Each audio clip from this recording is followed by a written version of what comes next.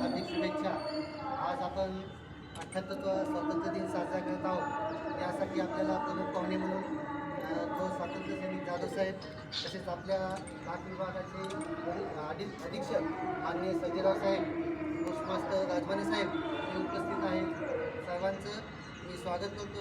कर्मचारी बंधूंनी, भारत देश 15 ऑगस्ट 1947ला स्वतंत्र झाला. त्यापूर्वी 200 वर्ष आपण इंग्रजांच्या गुलामीत होतो, हे सर्वजण जाणतात. 200 वर्ष आपल्याला स्वातंत्र्य मिळवण्यासाठी लागले. यामध्ये अनेक स्वातंत्र्य सैनिक असतील, समाजसेवक असतील, समाजसुधारक असतील, देशभक्त असतील, यांनी आपल्या प्राणांची आहुती दिली, हुतात्मा दिले, बलिदान दिले.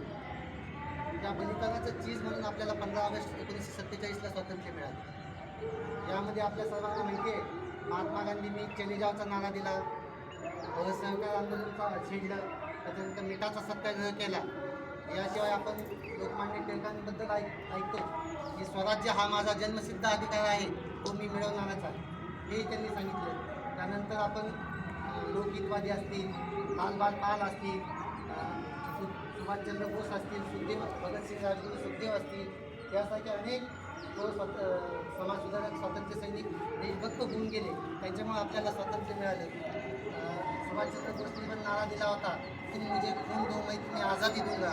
म्हणजे त्यावेळेस देशभक्त किती होते हेही लक्षात येतं. त्याच्यानंतर आपल्याला सावरकरांविषयी आठवतं, जेव्हा ते काळ्या पाण्याची सजा भोगत होते, तेव्हा त्यांनी सांगितलं होतं, सागरा प्राण तळमळला. म्हणजे याच्यावरून लोकांबद्दल देशभक्ती किती होती ती आपल्याला समजते. त्यांच्या देशभक्तीतून डॉक्टर बाबासाहेब आंबेडकरांनी पण आपल्यासाठी संविधान लिहिलं व त्याच्यावरच आपण चालतो आहोत. आज आपल्याला देशभक्ती करायची म्हणजे काय, तर देशाच्या प्रगतीसाठी आपल्याला हातभार लावायचा. देशाची प्रगती करायची म्हणजे काय, तर आपल्याला जे काम नेमून दिले ते काम प्रामाणिकपणे चोख करणे म्हणजे देशाची प्रगती करणे असं मला वाटतं. तर आपण आपल्याला नेमून दिलेलं काम चोख करूया. हाच आज संकल्पांच्या 15 ऑगस्टच्या दिवशी आपण सर्वांनी करूया. पुन्हा एकदा सर्वांना 15 ऑगस्टच्या शुभेच्छा देतो आणि थांबतो. धन्यवाद.